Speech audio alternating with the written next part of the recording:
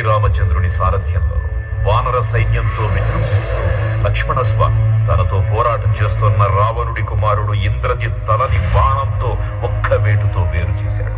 ఇంద్రజిత్ మరణ వార్త విన్న రావణుడు ఆవేశంతో ఊగిపోయాడు. ప్రతీకారం కోసం పాతాళ లోకాధిపతి తన సోదరుడు అయినటువంటి మహిరావణుడి సహకారం కోరాడు.